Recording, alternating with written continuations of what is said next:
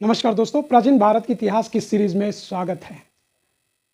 दोस्तों, आज हमारी 119वीं क्लास है। इससे पहले हमने प्राचीन भारत में 118 टॉपिक कंप्लीट करा दिए हैं और प्रत्येक टॉपिक को क्रमिक और कॉन्सेप्ट के साथ साथ फैक्ट, इन सब की विस्तृत व्याख्या की है ताकि आपको बेहतरीन तरीके से समझने का मौका मिल सके।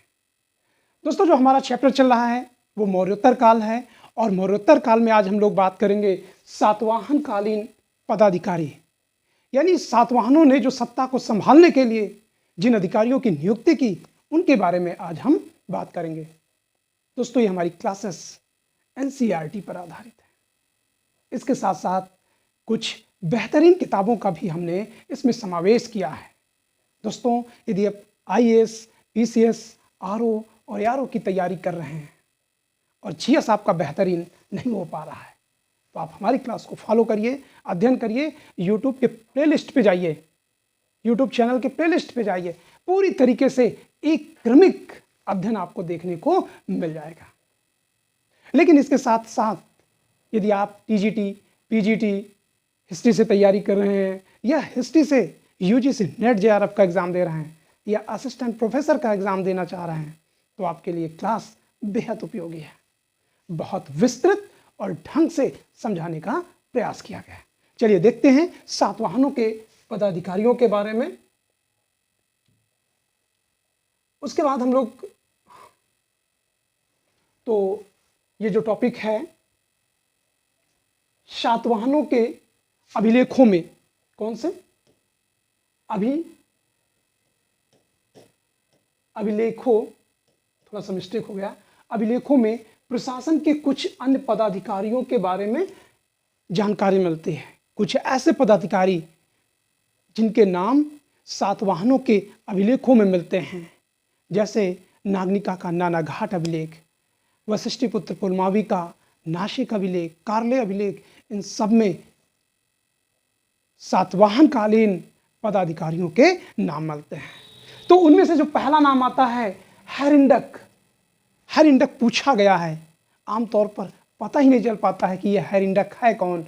हैरिंडक या इसी को अन्य कालों में भंडागारी कहा जाता था, यानी एक तरीके से यही कोषाध्यक्ष था। ठीक है ना? तो प्रश्न इस तरीके से पूछ लिया जाता है कि सातवाहन काल में हैरिंडक कौन था, तो वो कौन था? कोषाध्यक्ष। दूसरा नाम आता है रज्जुक। तो रज्जुक सातवाहन काल में राजस्व विभाग का क्या था? प्रमुख अधिकारी था। फिर उसके बाद एक और नाम आता है पनियाधारक। पनिया मतलब पानी, यानी नगरों में जो जलापूर्ति करता था उसी को क्या कहा जाता था? पनियाधारक कहा जाता था। एक नाम और आता है कर्मांतिक या आवेशनिक। दोनों नाम ये एक तरीके से सातवाहन काल में भवनों के निर्माण तथा उसकी देखरेख करने वाले अधिकारी थे। तो एक शब्द और आता है सेनापति। दोस्तों, सातवाहन काल में जो प्रांतों का प्रमुख अधिकारी था उसी को क्या कहा जाता था? सेनापति। ये प्रांत होना चाहिए, थोड़ा सा लिखने में मिस्टेक हो गया है, प्रांत। ठीक है ना? तो ये महत्वपूर्ण है, और महत्वपूर्ण इसलिए है क्योंकि आमतौर पर सेनापति सेना के प्रमुख के रूप में जाने जाते हैं, लेकिन सातवाहन काल में ये प्रांतों का अधिकारी था। उसके बाद एक नाम और आता है अभिलेखों में, कटक और स्कंदवर मिलता है। तो स्कंदवर क्या है?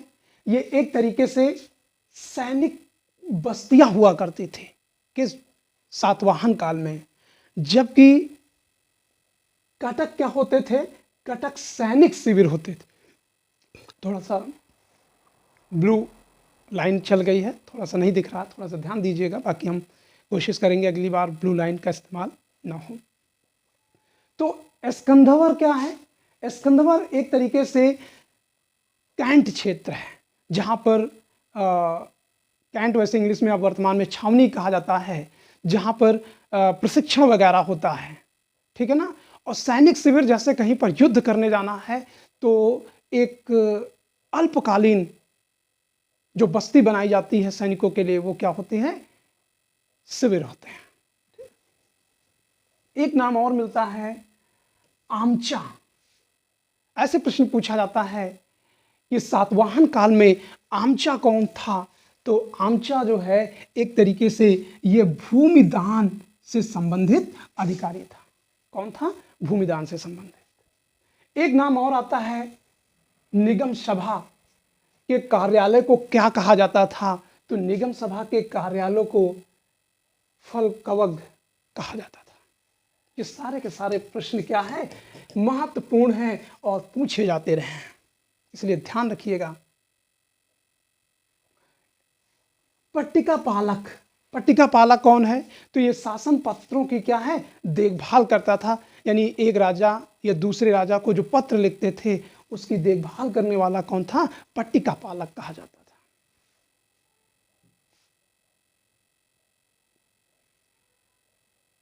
वशिष्ठिपुत्र पुलमावी का जो कार्यालय था, ठीक है ना, उसके लेख में कारीगरों से वशिष्ठिपुत्र पुलमावी के कार्यालय लेख में, सॉरी ये कार्यालय नहीं, ये कार्यालय होगा, कार्यालय, ठीक है ना।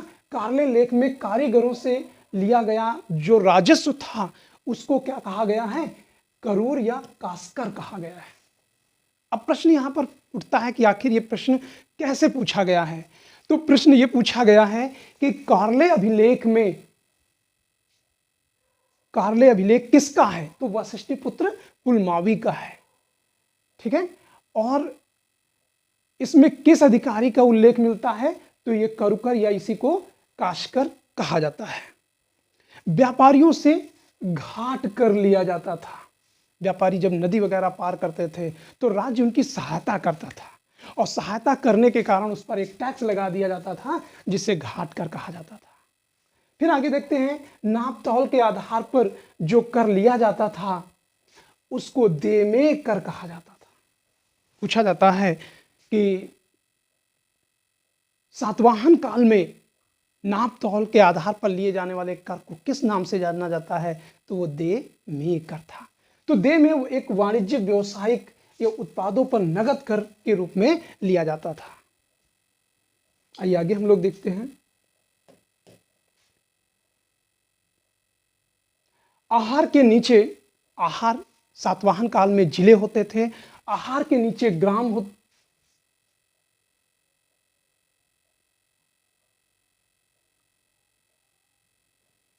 आहार के नीचे ग्राम होता था, ठीक है ना। आहार किसे कहा जाता है? सातवाहन काल में जिलों को आहार कहा गया, और इसके अध्यक्ष को ग्रामिक कहा जाता है। और ग्रामिक के अधिकार में 5 से 10 ग्राम यानी गांव होते थे, ठीक है ना। इसको गांव समझना, ठीक है ना। क्या होते थे? गांव होते थे। किसानों के परिवारों की मुखिया को क्या कहा जाता था? गृहपति कहा जाता है या गृहपति, ठीक है ना। जैसे वर्तमान में जो परिवारों के मुखिया हैं उनको अलग अलग क्षेत्रों में अलग अलग नामों से जाना जाता था, लेकिन सातवाहन काल में क्या कहा जाता था? गृहपति कहा जाता था। सातवाहनों ने ब्राह्मणों तथा श्रमणों को भूमि दान देने की प्रथा चलाई। सोचिएगा, कोई नहीं जानता था कि जो सातवाहनों ने भूमि दान देने की प्रथा चलाई ये आगे चल के एक ऐसे नए युग को जन्म देगी जो भारत खंड खंड में टूटने में देर नहीं लगेगी। तो सातवाहनों ने ब्राह्मणों और श्रमणों को क्या दिया? भूमि दान देने की प्रथा की शुरुआत चलाई। और पहली बार भूमि दान देने का जो अभिलेखी प्रमाण मिलता है वो कौन सा मिलता है? नागनिका के नानाघाट अभिलेख में। अधिकारियों की पत्नियां अपने पति का पद नाम धारण करते थे, यानी पति जिस पद पर थे उसी के पद नाम पत्नियां भी धारण करती थी। जैसे सेनापति, महासेनापति, तो वो अपने आप को महासेनापत्नी कहा लाने लगे, ठीक है ना। एग्जाम्पल क्या है? जैसे सेनापति की जो पत्नी होती थी वो अपने आप को महासेनापत्नी कहती थी, महातलवारी कहलाती थी, महारथनी, ठीक है ना, आदि। ये भूमि दान तथा शासन के पत्र निर्गत करती थी। कौन? महारथी। महाप्रतिहारी के पद के नाम से एक दान पत्र निर्गत हुआ था। गौतमी पुत्र सातकर्णी के जो नासिक गुहालेख है, यहाँ पर लोटा नामक एक द्वारपालिका का उल्लेख मिलता है। दोस्तों, ये लोटा जो असिस्टेंट प्रोफेसर 2024-23 का जो फॉर्म भरे गए थे, 25 में एग्जाम हुआ था, उसी में ये लोटा नामक महिला के बारे में पूछा गया था। तो लोटा नामक महिला क्या थी? ये द्वारपालिका के रूप में इसका उल्लेख मिलता है। कौन से? लोटा। आगे हम लोग बात करते हैं। सातवाहन काल में स्थानीय शासन अधिकांशतः सामंतों के द्वारा चलाया गया, यानी लोकल जो शासन प्रशासन था उसको संचालित करने वाला कौन था? सामंत थे। तो सातवाहन काल में जो सामंत थे उनकी 3 श्रेणियां देखने को मिलती हैं। जो पहली श्रेणी के राजा होते थे वो बहुत बड़े राजा कहलाते थे, और सबसे मजे की बात तो यह है कि जो बड़े सामंत थे उनको सिक्के ढालने का अधिकार मिल जाता था। सारे सामंतों को नहीं मिलता था। जो बड़े सामंत थे, जो बड़े अधिकारी थे, उनको सिक्के ढालने का अधिकार मिलता था। दूसरी श्रेणी के जो सामंत होते थे वो महाभोज कहलाते थे, जबकि तीसरी श्रेणी के सामंत क्या थे? सेनापति कहलाते थे। तो यहाँ पर महाभोज, सेनापति, ठीक है, राजा, तो ये राजा, महाभोज, सेनापति, ये तीनों क्या हैं? ये तीनों, यानी पहला राजा है, दूसरा महाभोज है, तीसरा सेनापति है। तो ये तीनों क्या है? सामंत कहलाते थे। ठीक है, सामंतों के बारे में आगे चल के हम लोग डिस्कशन करेंगे, क्योंकि सामंतवाद एक ऐसा विषय आपके टॉपिक में खुद ही जुड़ा हुआ है। तो सामंतों के बारे में वहीं पे बात करेंगे। लेकिन अगर आप सामंत के बारे में जानना चाहते हैं तो बड़े राजा के नीचे एक छोटा राजा, फिर उससे छोटा राजा, फिर उससे छोटा राजा, तो ये एक तरीके से सामंत राजा यानी अधीनस्थ जो क्षेत्रीय राजा होते थे वो सामंत कहलाते थे। ठीक है ना। सातवाहन काल में नारियल की खेती की शुरुआत होती है। ठीक है ना, ये ध्यान रखिएगा, ये प्रश्न महत्वपूर्ण है आपकी परीक्षा को लेकर। प्लिनी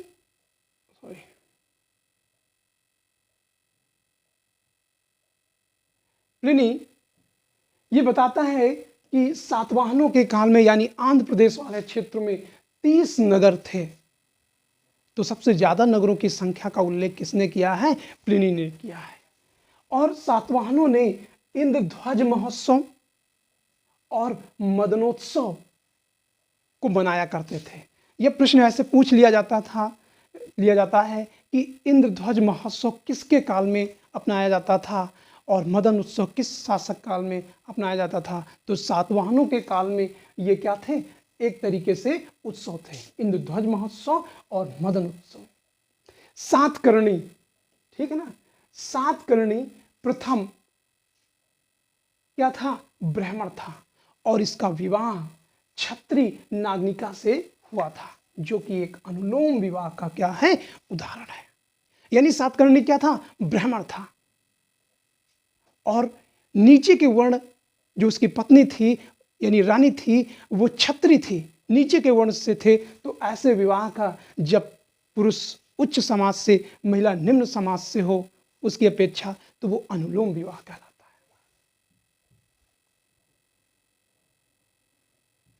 पुलमावी का नाम पुलमावी का शासक रुद्रमणि की पुत्री के साथ विवाह हुआ। इसी तरीके से इक्ष्वाक वंशी शांतमूल के पुत्र वीर पुरुष दत्त का विवाह उज्जैन के शक नरेश रुद्र भट्टारिका से हुआ।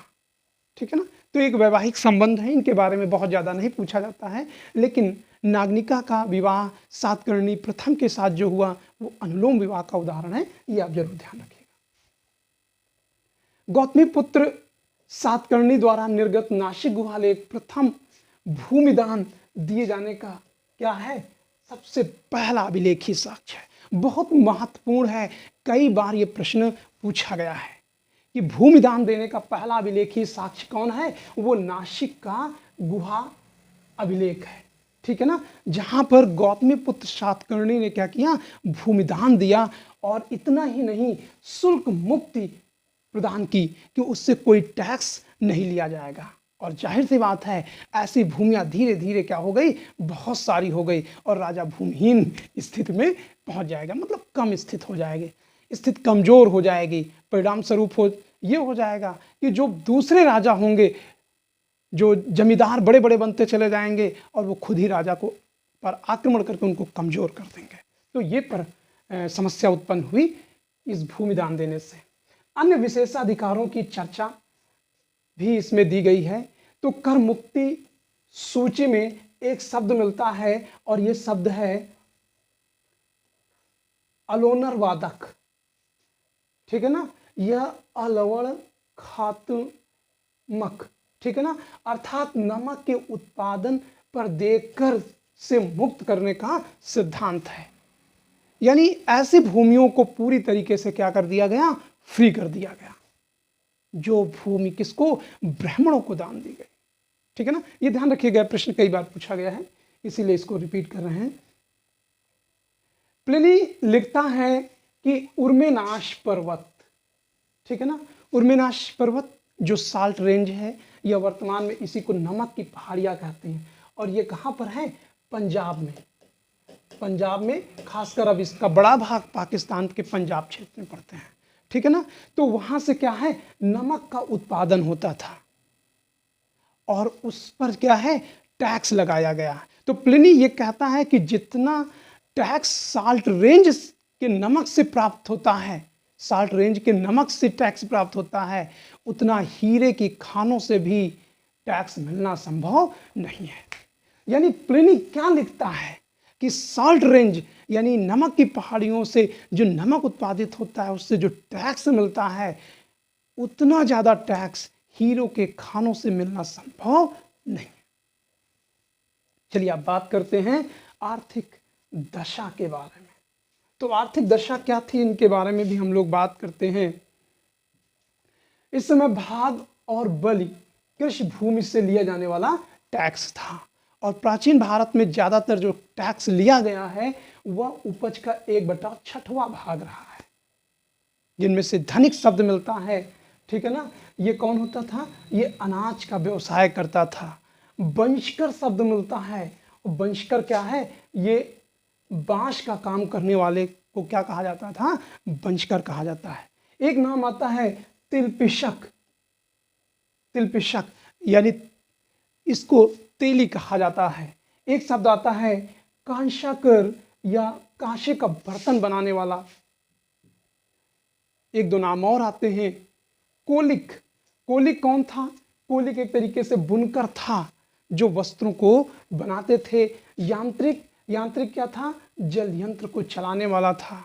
शुल्क किससे, व्यापारियों से लिया जाने वाला था, व्यापारियों से लिया जाने वाला कर था, ठीक है ना। तो शुल्क क्या था, किससे लिया जाता था, व्यापारियों से लिया जाता था। कब लिया जाता था, सातवाहन काल में। प्रत्येक व्यापारियों के संग अलग अलग श्रेणी होते थे और इनके जो प्रधान होता था उसको श्रेष्ठ कहा जाता था। किसको, व्यापारियों के संघ का जो प्रधान होता था, और इनके कार्यालय को निगम सभा कहा जाता था। प्राचीन भारत के व्यापार वाणिज्य श्रेणियों के बारे में बात करेंगे तो पूरा विस्तार से वहां एक बार हम फिर से चर्चा करेंगे। श्रेणियों की अलग अलग नियम कानून होते थे और जिन्हें श्रेणी धर्म कहा जाता था। तो पूछ लिया जाता है कि श्रेणी धर्म क्या है, तो व्यापारिक जो श्रेणियां होती थी उनके जो नियम कानून होते थे उसी को श्रेणी धर्म कहते थे। अब हम लोग बात करते हैं धार्मिक स्थिति के बारे में। तो सातवाहनों के काल में जो धार्मिक स्थिति थी वो एक तरीके से वैदिक धर्म की उन्नति का काल भी कह सकते हैं। और सातकर्णी प्रथम ने अश्वमेध यज्ञ किया और राष्ट्र यज्ञ भी किया। समाज में विष्णु, शिव शंकर और वासुदेव, इंद्र, सूर्य, चंद्रमा, गौरी आदि की पूजा प्रचलित थे। कब, इसी समय यानी सातवाहन काल में विष्णु की, शिव की, संकर्षण की, वासुदेव की, इंद्र की, सूर्य की, चंद्रमा की, गौरी की इन सब की पूजा होती थी। पूछ लिया जाता है कि इस समय का प्रचलित देवताओं में से कौन थे, तो ये ध्यान रखना कि गौरी और चंद्रमा का भी यहाँ पर नाम आया। देखिए सूर्य और चंद्रमा ये हर समय उपस्थित रहेंगे, आज भी उपस्थित हैं, ठीक है ना। लेकिन आजकल सूर्य और चंद्रमा को बहुत तवज्जो नहीं दिया जाता है। आगे हम लोग बात करते हैं नासिक लेख में, ठीक है ना, इंद्राणी नामक एक यवन का उल्लेख मिलता है, यानी एक यूनानी महिला का उल्लेख मिलता है। और सबसे मजे की बात तो यह है कि इसने कौन सा बौद्ध धर्म ग्रहण किया था। दोस्तों इस दौरान बड़ी मात्रा में जो विदेशी यात्री आए, इस दौरान जो बड़ी मात्रा में विदेशी लोग आए, आक्रमणकारी आए, उन्होंने हिंदू धर्म को क्या किया, ग्रहण किया। जिनमें से कुछ ब्राह्मण धर्म को ग्रहण किया, कुछ बौद्ध धर्म को ग्रहण किया, लेकिन जैन धर्म ग्रहण करने अब बहुत कम था। उसके पीछे कारण क्या है कि जैन धर्म सबके बस की बात नहीं थी, ठीक है। कार्ले लेख में सिंहध्वज तथा धर्म नामक दो यवन यानी यूनानी है, यवनों के नाम मिलते हैं जिन्होंने क्या किया, बौद्ध धर्म स्वीकार किया, ठीक है ना। किस अभिलेख में, कार्ले लेख में। पूछ लिया जाता है कि किस अभिलेख में यूनानियों का नाम उल्लेख मिलता है, तो कार्ले में। और कौन से, सिंहध्वज और धर्म नामक दो यवनों का उल्लेख मिलता है जिन्होंने बौद्ध धर्म ग्रहण किया। ब्राह्मण धर्म के साथ साथ बौद्ध धर्म भी इस समय क्या है, लोकप्रिय हो गया। सातवाहनों के नासिक क्या लिख गया, हाँ, सभी का जो है वो एक तरीके से सभी धर्मों का आश्रय प्रदान किया। लेकिन नासिक अभिलेख में आगमन निलय शब्द का उल्लेख मिलता है, अर्थात ये अद्वितीय ब्राह्मण भी कह के इसको संबोधित किया गया है। दोस्तों ये वीडियो आपको कैसे लगे, अच्छी लगे तो चैनल को लाइक करिए, सब्सक्राइब करिए, अपने दोस्तों को शेयर जरूर करिए।